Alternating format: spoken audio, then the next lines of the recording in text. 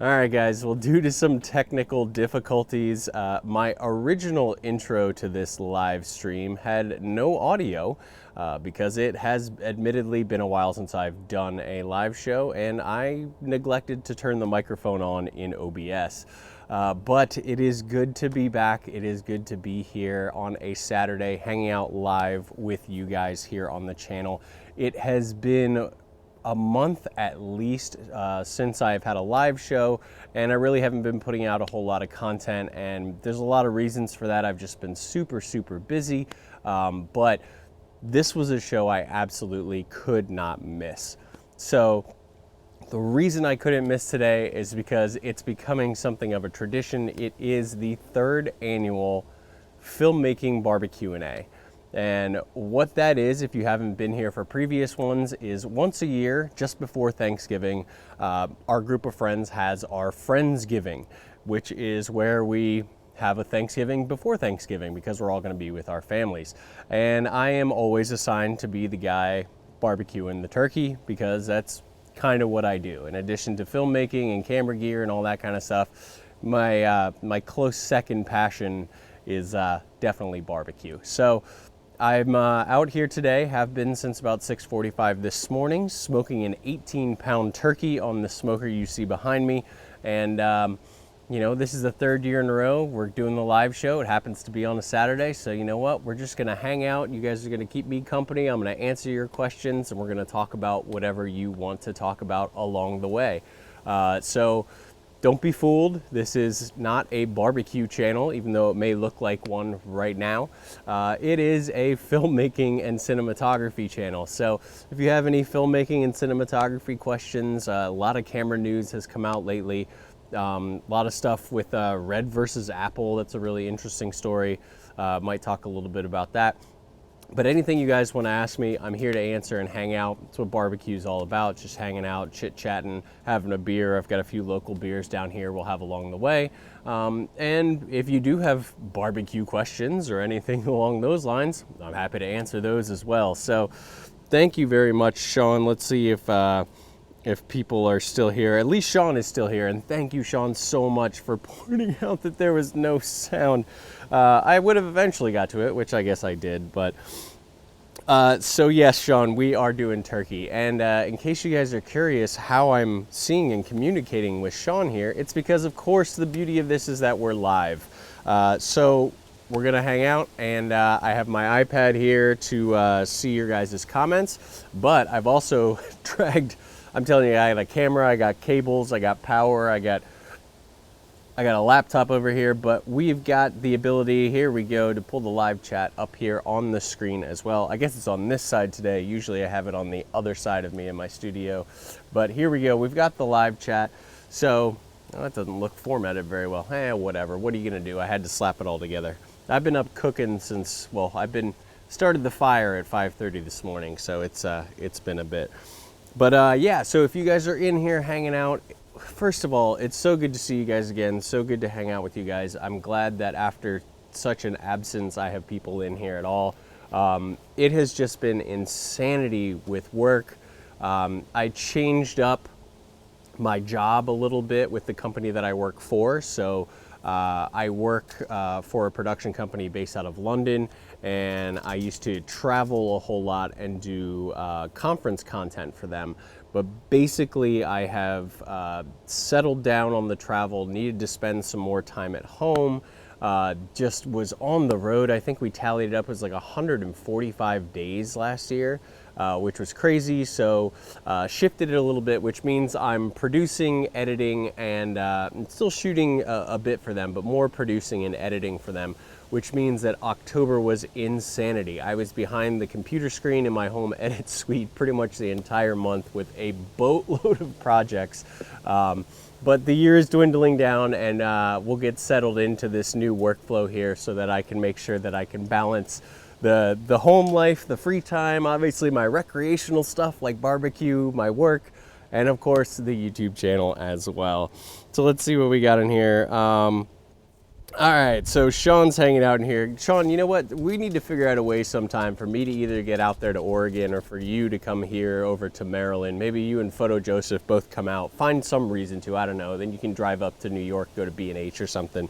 But we got to do some cooking and hanging out face to face, my man. It'd be great. But he's asking, have you used the Blackmagic Pocket Cinema Camera 4K on the Ronin or other gimbal? What are your power solutions and how are you balancing it? So I am using the Blackmagic. I'm actually going to check on my. Yeah, we're doing pretty good there. I am using the Blackmagic Pocket Cinema Camera 4K. Have been for actually a while now, and I use it as a B camera to my original Ursa Mini 4.6K, which means that I actually do primarily use it on a gimbal. So when I go out and shoot stuff, I'm usually shooting stuff that consists of, you shoot a whole bunch of interviews in a single day, accompanied by a whole bunch of B-roll. They're sort of corporate style, but it's like making a whole mini doc kind of in one day.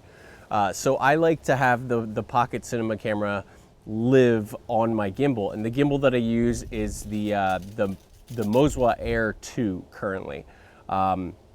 I find that it's a nice combination of being small and compact enough that it's not like hauling like I have a big Ronin, obviously that's way overkill, but even something like a Ronin M or any of the other dual handled kind of gimbal systems. But I find that it also has the weight capacity and the strength and the features that I need to hold a camera like that. Now it's a pretty lightweight camera, but I am using cinema lenses on it, so that actually makes it probably double to triple the weight of the camera body itself. But powering, you said, power is one of the biggest problems that we have with the Pocket Cinema cameras, both the 4K and the 6K. Those little LPE6 batteries just, I mean, they're great batteries, but just the amount of power draw that those things are sucking up is crazy. But the Moswa Air 2 gimbal actually has a 12 volt out DC connector on it. And so I actually have an adapter cable that goes from that 12 volt out, goes right into the Pocket Cinema camera, and I can actually power the camera from the gimbal itself. So it runs on 4 18650 batteries, which are much more affordable, much more readily available, all that kind of stuff. You know, if you get into the DJI Ronin S, the thing I didn't like about that one, while I love DJI, is that when you need to swap batteries, you actually have to swap the entire handle because the battery's built into the handle. So with the Moswa Air, I can just keep different charge sets of 18650 batteries in there and just pop the cover off, swap them back in, and it goes. Now, depending on how much I'm shooting, how much I leave the camera on, I'm running between maybe 2 and 3 hours in that type of setup, which is far better than the 20 to 40 minutes you get with the camera alone. Obviously, it's draining the batteries a lot quicker because those would run the gimbal itself just all day. But that's how I've been powering it, and I've been finding that to be a pretty good solution. I did have to put a little cheese plate, since the last part of your question was balancing it, because it is a little bit of a wide body of a camera. I did have to put a little cheese plate on the bottom because I'm not a cage guy. I don't use cages, to shift it over just a little bit, you know, mount it in the far corner screws so that it mounts in there and has enough clearance. But I've heard that if you use a cage, like a small rig cage or something like that, then you should be just fine. Let's see here. Am I cutting in DaVinci Resolve? I wish, but honestly, I haven't been. I obviously have the latest versions of Resolve because Blackmagic pretty much is my entire camera lineup now. You know, I've been using that Ursa Mini 4.6K since it was first released. I jumped on board with the Pocket 4K, and recently I got the Pocket 6K as well. So I have the latest Resolve, but I've been such an Adobe Premiere and After Effects and just the whole Adobe ecosystem guy for so long that while I want to explore Resolve, the fact of the matter is I have so many projects that I'm constantly working on that I've been in Premiere. I've been in Premiere literally through the entire month of October. If you had, you know, like the new Apple phones have the screen time thing, if Premiere had a screen time thing that told me how many hours in October I was staring at Adobe Premiere, I don't even want to know what those numbers would be there. But anyway, I see we've got a few other questions. Chris, good to see you. You're in here. I know, Chris, you were saying you were hoping you could make it to your desk when the live stream started. I'm glad you could get in here. And Mr. Trevor Panaki, good to see you. Did you post final pictures of your smoker refurb? So I did post final pictures just on Facebook, though. So I don't know if I shared them on stuff like Discord or Twitter or Instagram. But make sure to follow me on all of those if you guys don't already. You know, Twitter, Facebook, Instagram. On Facebook, obviously there's Bart Johnson Productions, but also there's me as just me, Bart Johnson. I don't mind you guys friending me on there either, because, you know, why not? Bart Johnson Productions is like my business. Bart Johnson is like me on there. So yeah, I shared all that stuff. And then Discord, there is a link down below to the Discord server if you guys want to hop on there, which means we can chat live. And you'll actually be up to date when I don't post anything on YouTube. I try and post on there at least and let people know what's going on in my life and whatnot. So, but yeah, let me just check my temps real quick. We're looking good on the temps there. You guys like that? My classy little thermometer, as I can't get it now reattached to me. Come on. Just keep it clipped right there, you know. But you were talking about the smoker refurb. So for those of you who don't know what he's talking about, this smoker back here is actually one that I've had for about 6 years. It's nothing fancy. It's one of those cheapo ones that I think I got at like Home Depot for like $200 to $300. But I've cooked on it for forever. It's been to now 3 places that we've lived now with us, so it's traveled around. But in the previous weeks, what I did was I realized it was getting a little rusty, paint was coming off, you know, just wear and tear. It's always been, you know, had some weak seams with metal leaking, or not metal leaking, but heat and smoke leaking through, and the lid didn't really seal perfectly. It only had 1 thermometer, so I went on a total Amazon rampage and got gaskets to seal up every little thing. I got high temp silicone and sealed up all the seams. I sanded everything down to the metal, repainted with high temp paint, installed 3 thermometers as opposed to the 1 that it had before, installed new gaskets on the inside and all sorts of stuff. And to be honest, it is running better than it ever has. It was maybe less than $100 worth of stuff on Amazon, and I made this $200 to $300 smoker perform like one that would probably cost like $1,500. It's been really impressing me today, and yeah, she's been holding her temperatures pretty good. I keep checking on it because I'm just like, you know, I'm worried, but it's been holding strong, and I really don't have to worry about it as much as I have been. Let's see here. New Legend Pictures, my buddy Aaron says, sup, what's going on, Aaron? Good to see you. How have you been, man? I haven't heard from you in a while. I know you got to be working on some crazy stuff down there in Georgia. I know you're always keeping busy and whatnot, so let me know how you're doing. We're going to go straight to channel possible demonetization right now as I crack a beer, because you got to have a beer while you barbecue. But this is from a local brewing company here in Maryland called Jailbreak Brewing. We've been up there a few times ourselves. But this is an interesting one. It's a Hefeweizen called Feed the Monkey. It's actually got some banana flavoring in it. And I know most of you probably just lost a lot of respect for me, any beer guys, but it's an interesting flavor and it's actually pretty good. So, you know, I mean, it doesn't feel like I'm biting into a banana, but it's a pretty decent beer. It's also very refreshing, and it's something that it's okay to be drinking at, you know, 1 o'clock in the afternoon. So there you go. Trevor's saying, I almost bought that thermometer. I need one that transmits. He's talking about this thermometer that I have right here. Yeah, this thing I think was like $60 off of Amazon. It's a Therm Pro. Or maybe Thermo Pro. Maybe they use the little flame logo there as an O. But yeah, I actually do also have a Bluetooth one, because you know I love tech and all that kind of stuff. So of course I had a Bluetooth one. I had the Weber iGrill. And I was using it on a cook recently. It just went absolutely haywire on me. Nothing was reading correctly. The temperatures were way off. It was disconnecting. I think the actual base unit itself started going bad. I replaced the batteries in it thinking maybe it was just getting low and being funky, but basically got to the point where I just don't trust it. So I picked this one. It does the standard, just, nothing fancy, no app tracking, anything like that, but it does work all throughout the house. So earlier today when we were doing this, I got this going early in the morning. I went inside, sat down and watched a movie and just had this on the table and kept an eye on my temperatures along the way. So it works pretty good. Let's see here.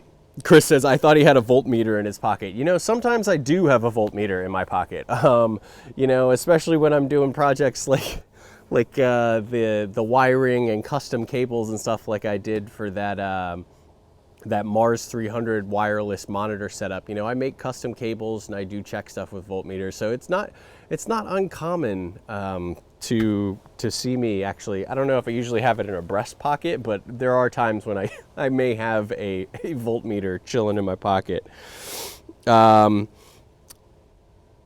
Oh, wow. Aaron saying, I just worked on a movie with Bruce Willis. Dude, I don't know if you know this, but I am like the biggest Die Hard fan ever. I went as John McClane for Halloween, I love Die Hard. Loved. Did you get to meet Bruce Willis? Because I would lose my mind if I got to meet Bruce Willis. I don't really get starstruck. I've met and worked with a lot of famous people.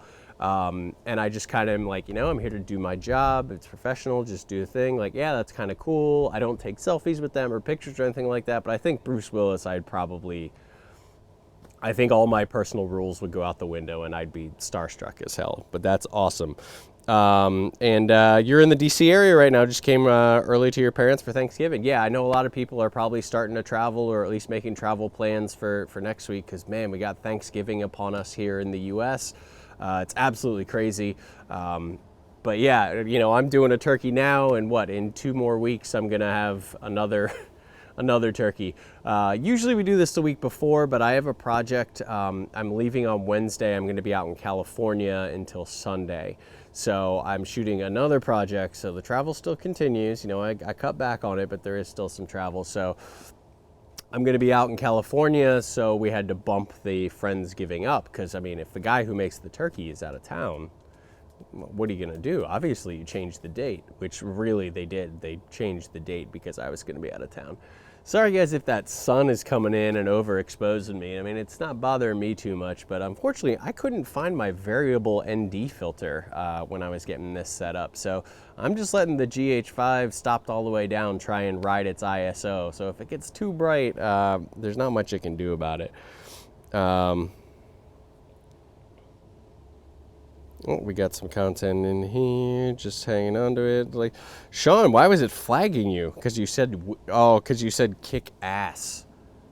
It held your comment for review. But anyway, I've approved it, so here we go. I don't know if it popped up on screen, but one of your favorite beers is from 21st Amendment in San Francisco, the Watermelon Wheat. No judgment here.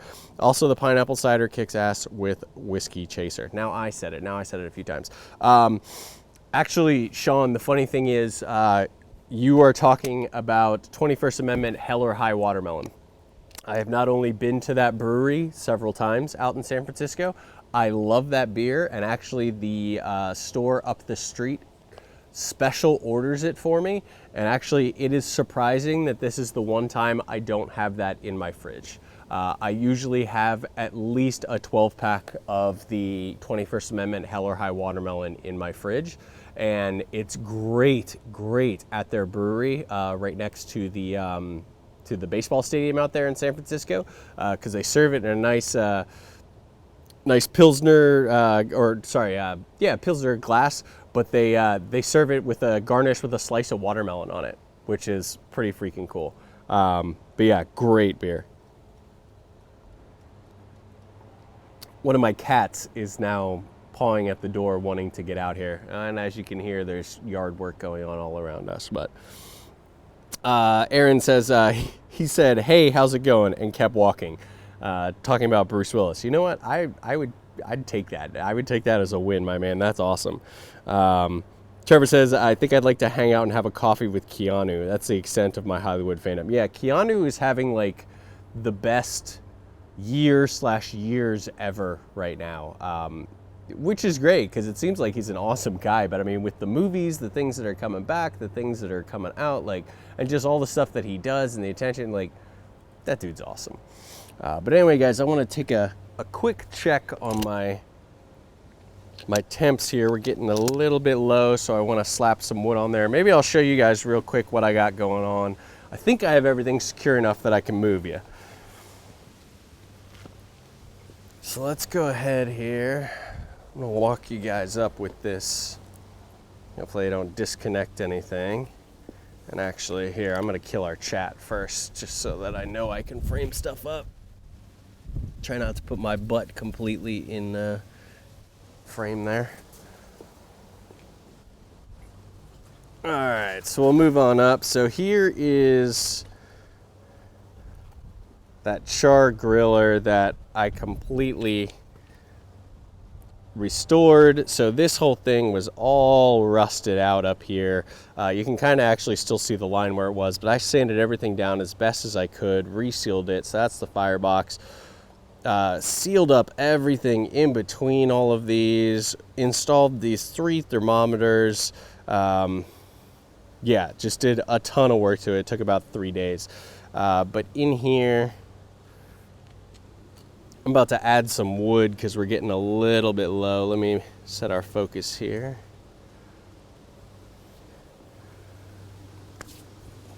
So let's open up our firebox and see what our temp's at here. Yeah, we're getting a little low. Oh yeah, you can see. So let me pull this guy out of here. This is one that I've just had here kind of warming up because they're a little dense.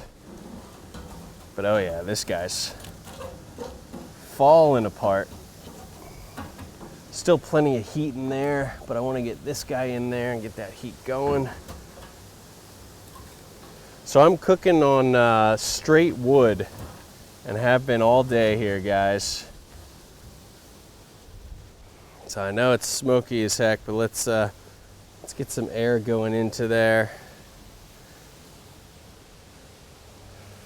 We got some dense wood. I'm not sure if you can even see down in there. There we go. There's some flames. So yeah, cooking on wood, apple wood, 1 log at a time. Just pop it in there. I had it sitting in here. I don't know if you could see or not, but I had it sitting across in here while the other one burned to let it kind of warm up and get to temp, and so it burst into flames pretty quickly there. What I'm gonna do is let that burn a little bit, get to the point where it's nice and happy so that I can close this up and it won't smother out. Take a peek at our chat here. All right, we got some chat to get back to. Oh, my wife just got home too. All right, so we got fire going in there. Well, let me show you guys real quick what we're actually cooking. You don't do a lot of looking at what you're cooking with barbecue because they even have that phrase, you know, if you're looking, you ain't cooking. But I'll show you guys while that log's getting toasted.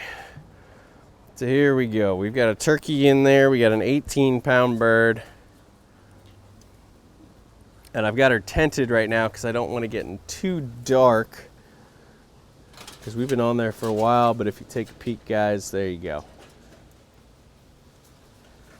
So there she is, stuffed with some apples and onions, custom rub, injected, all sorts of stuff. So it's got a few more hours to go.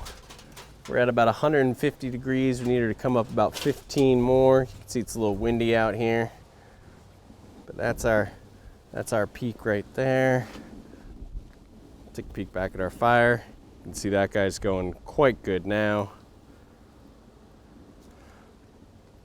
And I'm just gonna close that up.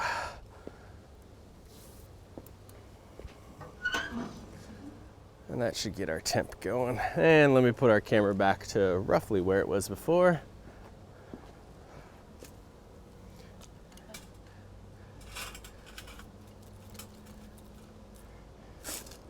This is tricky by yourself. All right, there we go. All right, and I'm back. Hey baby, how are you? Indy, did mommy come home?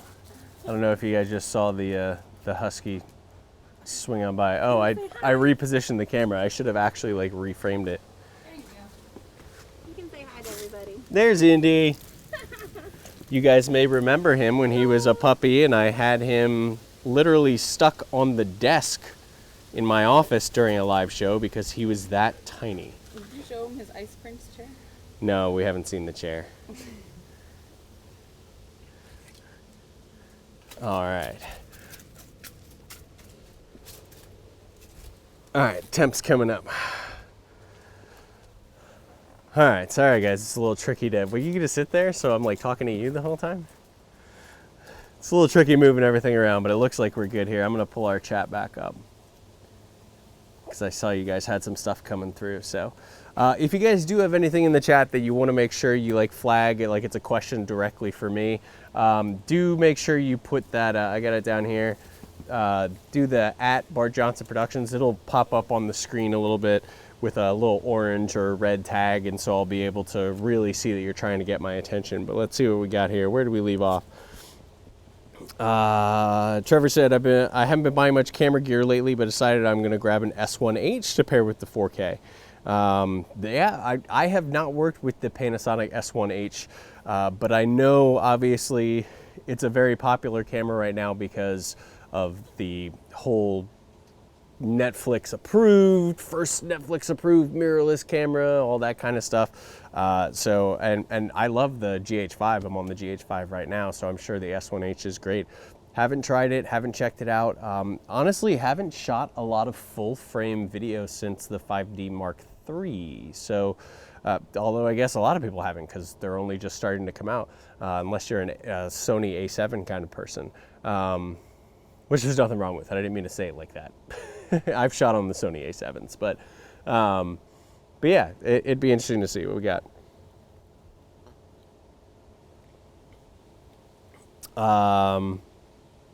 Talking about comparing the S1H to the S1, Chris, that'd be really cool to see. Yeah, like I said, I haven't kept up with the specs on those just because I really wasn't all into full frame video. Well, not into it, but it's not something that I needed right now. I'm pretty happy with either Super 35 is what I'm going for. And right now with my lineup, I've got Super 35 or speed boosted Micro Four Thirds that's getting me to Super 35. So I wasn't really lusting after full frame, but full frame is starting to become very affordable and very capable. So I'd be interested to see that, the difference between the S1 and the S1H. Apparently you can get some 6K footage from the S1. I'll have to look into that. Wow, okay, Chris. Yeah, we're definitely going to be in touch. If you find a way to get some 6K footage out of the S1. Trevor's talking some more barbecue. Cherry, apple, and mesquite wood in my cabinet. Need to clean the Weber kettle and start smoking again. Yeah, man, it's the greatest. I've got a box over here of wood chunks that I've used for a whole bunch. I do apple, I do cherry, I do hickory, I do mesquite. I've got a bunch of all those in there, lumped charcoal and all that. But for this, I wanted to actually burn full logs. So I went and got full logs of apple for this, but I do have full logs of hickory and mesquite in the shed for some future projects. So keeping an eye on our temp here, making sure it's not getting too smoky because you don't want it over smoked. You want to make sure that wood is burning pretty clean. It looks pretty good. I think the wind's just shifting on me.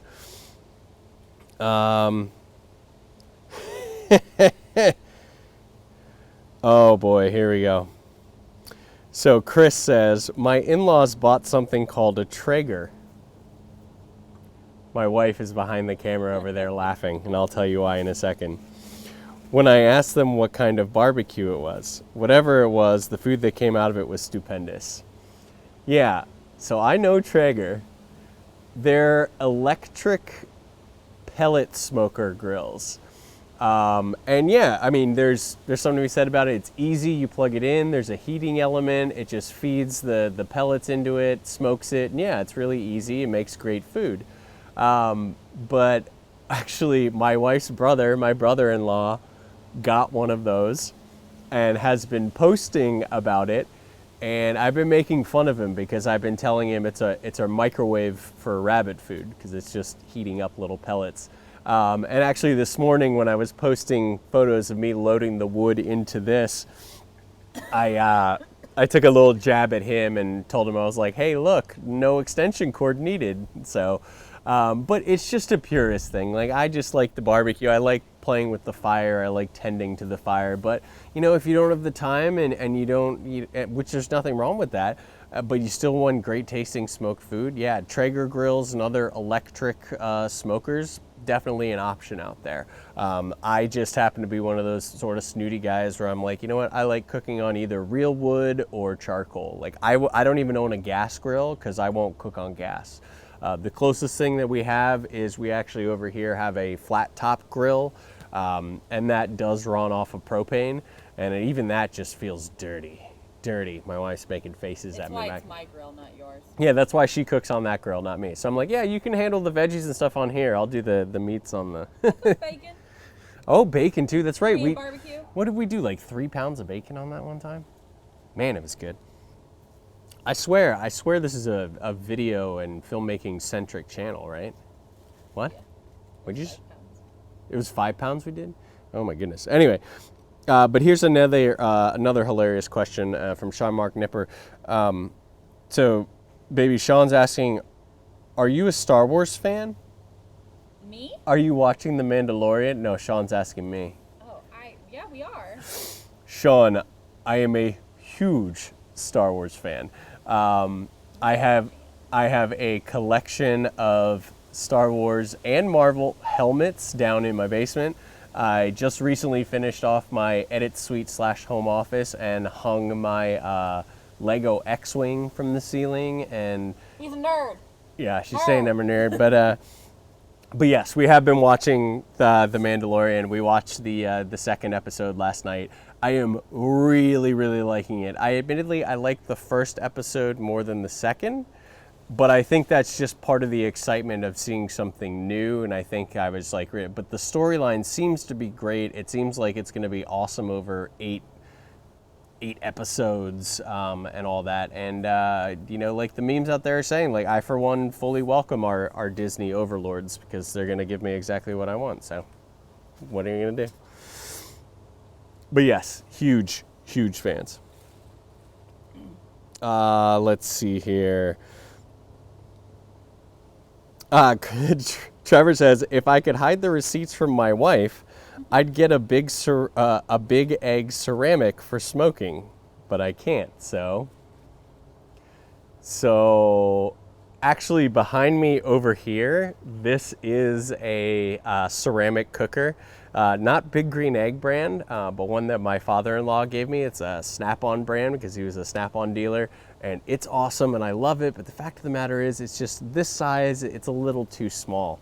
So I actually, just yesterday, when I was picking up the apple wood from our local Ace up the street for this, I put a deposit down on an extra large Big Green Egg.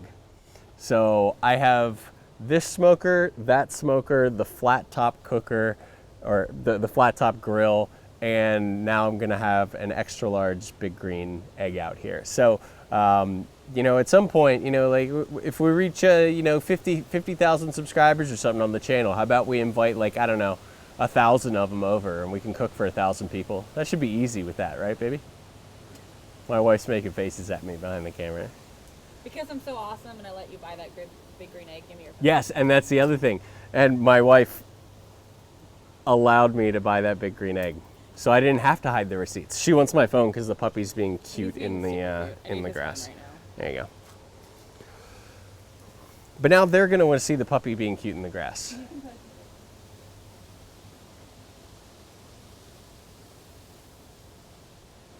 Here, we'll show you guys Indy. Fiona wants to come out too. All right, we'll show you first, then I'll do it.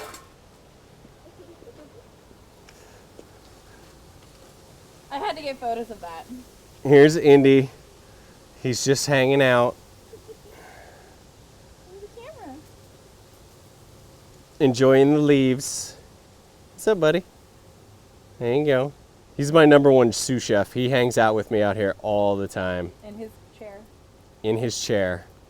So this is the chair that he has taken over. But anyway, I got to put this camera back.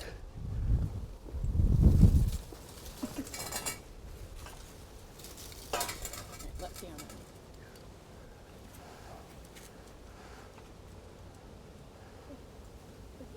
Look, Vicky, Sorry for the craziness as I try to reframe everything and show off the dogs. You know, this is tricky. It's not only live and it's live outside, but it's like I got to keep the content flowing. I got to do this, that. I got to mind my framing. I got to make sure I don't burn our dinner. Actually, there's no danger of that. Hang on.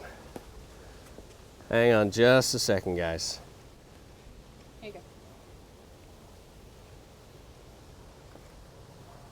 go. You can let Fiona out too. All right, we're coming back. Sorry about that, guys. Well, actually, I don't apologize. I mean, he's my puppy. Oh, sorry. Here, I'm going to let the other dog out because my wife just did not. I'm coming in. Don't let her out. Okay. I guess the other puppy's staying in. All right, let's see what we got here.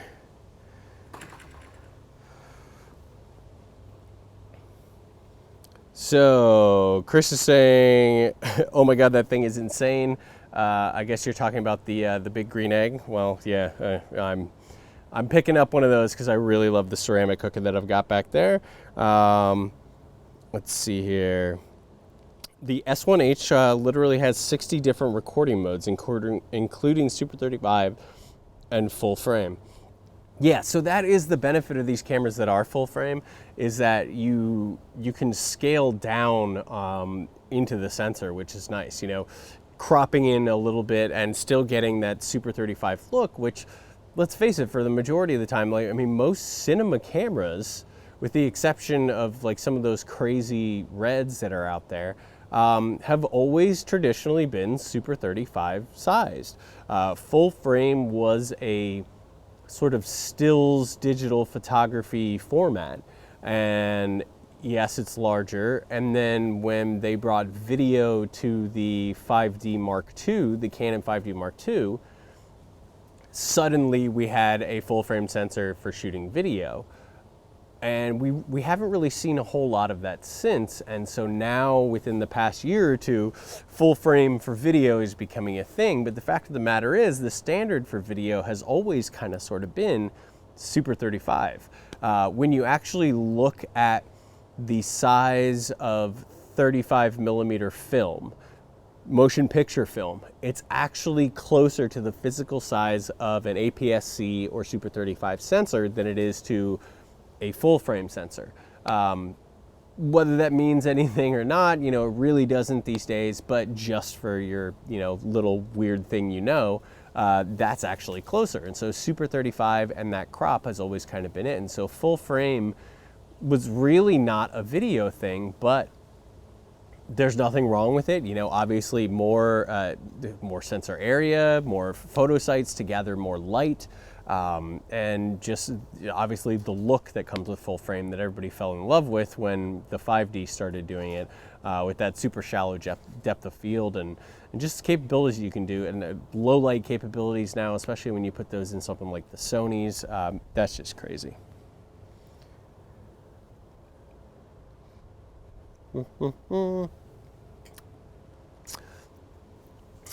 David Longenecker says, I found your channel yesterday because of your Namlight Forza 60 live stream. I love your videos, so in depth. Probably going to buy the Forza 60 for wedding video. Replace the Boltzmann 55 watt. Well, thank you very, very much for finding the video, for saying you like everything, and for joining us again and hanging out. I'm glad to have you here, and I'm glad you found the stuff about the Forza 60 helpful. The Forza 60, and actually the entire Forza series of lights, if you guys don't know what I'm referring to, I have a few videos already that are here on the channel about the new Namlight Forza series of lights. I have the Forza 300, which I compared to the new Aperture 300D Mark II. They have the Forza 500, which I haven't tested yet, but it's supposed to be insane. And then there's the Forza 60, which is kind of their baby, which appears that it may be comparable to actually something like an Aperture 120D. It's much smaller. I'm not sure if it has quite the same output, but very compact, very versatile little light with a lot of punch. And, I feel like they need to figure out some of the accessories a little bit and the way they're shipping the kits for them, because there were things that I had to purchase, like a battery grip and stuff like that I felt like should have probably been included. But keep an eye on Nanlite, and especially that Forza series of lights if you're interested in single source, chip on board style lights. Because they've really been blowing me away. Like I said, I purchased the 300, I purchased the Forza 60, and I'm going to be bringing the 60 with me on this project in California, putting it on its first paid project. And I have a feeling that depending on how that goes, I may be picking up a second Forza 60. Just because for the size, the thing is teeny tiny and really just puts out a huge punch to the point where you could get a small softbox, put that on it, and have it be a key light, and it's like the size of my GH5, just in terms of the head itself, which is absolutely crazy. And of course, when you're traveling around, you keeping things lightweight and compact, and especially if you're doing wedding stuff, of course, that would be fantastic for it. But yeah, the Forza series of lights is great. How are we doing on our temps here? Looking good, looking good. Oh, I moved my thermometer over to here as opposed to clipping it onto me. I could see it a little easier there. Let's see here. So Chris is asking what I've been asked many a time before. Are you going to start a smoking/grilling barbecue content channel? I have totally thought about it, and I have been asked about that a lot of times because my personal Facebook feed is full of cameras and barbecue. Because I cook whenever I can, and I love smoking different things and learning new ways to cook. And I thought about doing it, but the fact of the matter is, I'm working so much on both my own personal company and the company that I work for, and working on our house. This is our first house. We've only been here coming up on 2 years. There's plenty of stuff that I've got going on and need to work on, need to finish. And so the fact of the matter is, I've barely had even enough time to maintain content on this channel. So I don't know how I would possibly maintain content on a separate channel as well. I'm always barbecuing and doing that. So yeah, there's, plenty of opportunities to do so, but I'd need a larger operation than just myself. I'd need a few editors and a few camera people to help me out. But I'm thinking I might be heading that route for this channel as well, because up to this point, it's just been me, produce, shoot, edit, everything. But the fact of the matter is, it becomes really like a third job, and it's hard because I want to keep everything high quality. I want to keep everything consistent. I want to keep everything regular and punctual with coming out. But it is difficult to stay on that track. So I may be looking into to bringing in some help into this channel, and who knows, maybe then I'll get ambitious and start moving into the barbecue as well, because I do a lot of barbecue and I love it. It's what de-stresses me. It's what allows me to relax. It's something that this turkey is probably going to in total take about 9 hours. So that's 9 hours of kind of me time, which of course I'm sharing an hour of it with you guys as well, which I'm very, very happy to do. But, it allows me to kind of put the phone down, ignore any work emails, just chill out and, just hang out and cook some food. So I like that. Let's see here. Trevor's saying you're going to need 2 people to help you move that extra large. It weighs a ton. Yeah, I think I saw it weighs like 600 pounds. But that's why I paid the extra $20 to have the guys at the store come and deliver it. So, and it does have the stand that comes on wheels. So I'm not picking that thing up. for sure. Then once it's here, it's going to stay on this concrete slab and travel nowhere else. I'm just going to move it around on the wheels. And Chris is saying, when you start your barbecue channel, which action camera are you going to use inside the smoker, action camera or Hero 8? You know, that's an interesting question. And not because for putting one inside a smoker per se, but I have had potential projects with fire departments before where we were trying to figure out the best way to put cameras inside live fires.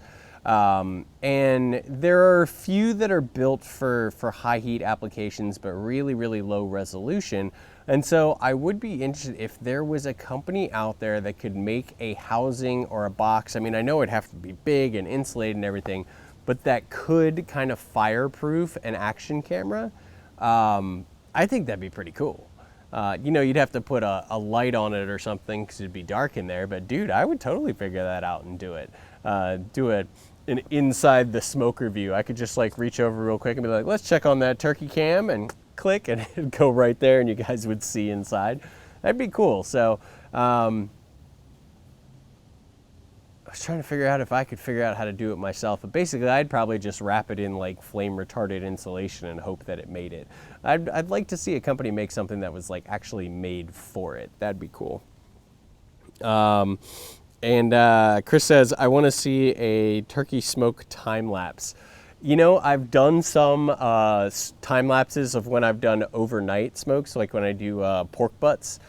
So those usually take like 12 plus hours. And so I've been out here all night long. And so I do a time lapse and you see me like fall asleep and then wake up and check it and then fall asleep and then wake up and check it. Those are pretty funny. Those are always on my like Facebook. But let's see here. Live smoke cam would be awesome. Yeah, so just a constant live feed coming out of my house of like the smoker cam, so you can like tune into it. That'd be great, right? Facebook feed like 24 hours a day. And Trevor, of course, says you can put any camera inside a live fire once. There's Fiona. Hi, Fee. Oh, Fee doesn't want to go near the grill. See, she's the older and wiser one, so she's like, nope. Nope. Oh, the cat's coming out too? Nope. No kitties? All right, well guys, I'm gonna real quick I'm down to about 217 degrees on the pit, so I'm gonna see how that log that I put on there is doing. I'm gonna rustle it up a little bit. Then we'll sit down and see if you guys have any remaining questions left. Believe it or not, we're at about 50 minutes already, which is amazing. I haven't talked to you guys in forever, so it feels like time is flying. So yeah, tending to this is just like tending to a fire in your fireplace. There we go. Get some air to it. Let me open this up. But yeah, so if you guys do have any additional questions, go ahead and ask them now. I think I'm probably gonna start wrapping this up in just a second here. I appreciate you guys hanging out. If you're here for the first time, you're probably very, very confused about what this channel is about. I promise you it is about filmmaking, lighting, cinematography, and all of that. But you know what? A guy's gotta have hobbies too. So today we were looking at doing some barbecue as we get the dinner ready for this evening. There we go, so that's going. But if you are curious about what the rest of the content on this channel usually looks like when we're not barbecuing once a year, you can of course go ahead and subscribe if you'd like, but feel free to go ahead and look through all of the other content that I have on the channel. Like I said, this is the first video that's gone up in a while, but just because I've been so busy, but been busy in the field in which we're talking about. You know, I'm a cinematographer, producer, and editor by trade. So I've got a lot of content planned. I got a lot of stuff coming. I'm just waiting for the load to kind of come off my shoulders a little bit so that I can start putting some of this stuff out here. Let's see here. Let's see what we got here. Chris says, I'm going to leave this on and lurk while I'll go actually be a dad for a bit. Wife just left for errands and I have a couple of the kids. Well, sorry, man. I wish I could keep you company a little bit longer, but I am about to close this out. I'm glad you were able to pop in and hang out, though. It was good to see you, good to chat. Trevor says, I noticed you seem to be pulling back on the drone work. Less demand, or was it too much of a hassle? So drone work... That's a good question. Drone work has become really, really interesting because drone work, when I was really into it, is because it was kind of special and it was like an added thing where people were like, wow, oh, you can do drone stuff, or wow, you have drones. But now it's kind of become to the point where anybody and everybody has one, and anybody and everyone can provide that service. I mean, granted, not everyone can provide it legally, whether they're doing it with their actual FAA certification or not. The fact of the matter is that it's a lot easier. The barrier to entry is a lot lower. So what happens then is then sort of tiers of skills start to develop. So now there are guys out there who that is all that they do, is drone cinematography. They've got the really high-end gear, they're flying Inspire 2s and above, or the drones where you can mount an actual camera like a Red or a Blackmagic on it and fly it. They've got the whole systems in place for the insurance, for going ahead and getting permission to fly in no-fly zones and all of that. And they've made a business completely out of that. And so because of that, I don't offer as much of that myself as I used to.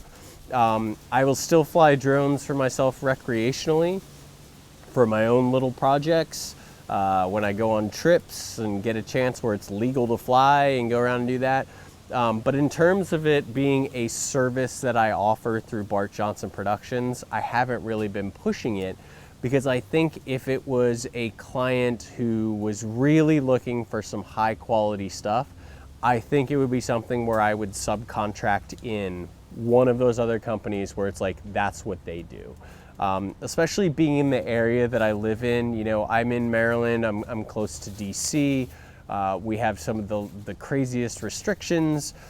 You can get permits to fly, but you need to go through a lot of paperwork, a lot of hoops, a lot of licensing. So calling a company that has done that a whole bunch of times, has pilots that have already been vetted and certified, has equipment that far surpasses the consumer/prosumer level stuff of like a DJI Phantom or Mavic or anything like that. I think that's the way that I would go these days, as opposed to doing it myself. I still have my Phantom 4. I still have the Mavic Air. I bought the Mavic Air after the Phantom 4 because I was going on trips for fun and was like, you know what, the Mavic or the Phantom 4 is just too much to take. Like, it's a big hard case that I had with all the batteries and stuff, and the Mavic Air I could fit in a backpack, so I brought it along. Lesser quality, lesser range, but it was a lot more convenient for recreational use. But if a client does want and is like, hey, yeah, can we throw in a couple drone shots? I'll bust out that Phantom 4 and yeah, we'll get a couple shots. But if we're looking for some really intricate, high-level aerial work, I would subcontract it out to somebody else these days, because the market just got to the point where it's beyond the ooh and ah of putting a camera high up in the air, and now it's really down to, it's definitely becoming where the skilled guys are starting to really stand out in what they can do. Because it's a whole different breed of cinematography, and aerial cinematographers are very, very good at what they do. So yeah, it was a long answer to a short question, I guess. But that looks like that is about the end of the questions right there, and it looks like we are at about 1:58. Trevor was saying, I was just curious, for a while you seem really enjoy it. I do really enjoy it. I still really enjoy the drone shooting. Just for the professional stuff, it doesn't make a whole lot of sense for me to do it anymore. Oh, I'll fly my drone around the backyard. I stuck to American flags to the Phantom 4 and flew it around the neighborhood on 4th of July. So now it's become I really enjoy it kind of thing. It's become more recreational than business, and it's just a market that I've chosen not to invest in trying to keep up with. Because it'd just be pulling me in too many different directions, I feel like. But that's just me personally. But yeah, like I said, guys, we're hitting about the hour mark here, so I'm gonna go ahead and wrap this up. Our turkey is doing fantastic. We're at 152 degrees in that turkey. I'm waiting for it to hit 165. We are right on track. I love this. And I love hanging out with you guys. It was so good to get out here, to get this set up, to get the time to hang out and see you guys and chat with you. I am going to absolutely do my best to continue to keep up with this. If you don't see me post or anything like that, don't worry, the channel's not going anywhere. It just probably means I'm stuck behind my editing desk or on the road somewhere. So just like I will be next weekend I will be on a project in California. Probably won't be able to live stream, but I will see if I can get some behind the scenes content of that one. And maybe I'll post it up on social media, so make sure to follow me there. And also make sure, if you're interested, to join the Discord server that I have a link to down below, because I'll try and update some stuff on there as well, so you guys can know what I'm up to, even when I can't be live here on YouTube. And if it was your first time finding the channel, once again, thank you very much for coming and hanging out. And if you're catching the replay of this and you made it all the way to this point wondering why is this filmmaking channel cooking in a backyard, you know what? It's the 3rd annual BBQ&A. And next year we'll have the 4th annual. So don't let it sway you one way or the other. Make sure you check out all the other content on the channel. All right, guys, you take care of yourselves. I'm gonna get this bird finished up, and eventually we're gonna have to go take it over to our friend's house and eat it. All right, you guys take care, and see if I remember how to end a show. Oh, there it is. See you later, guys.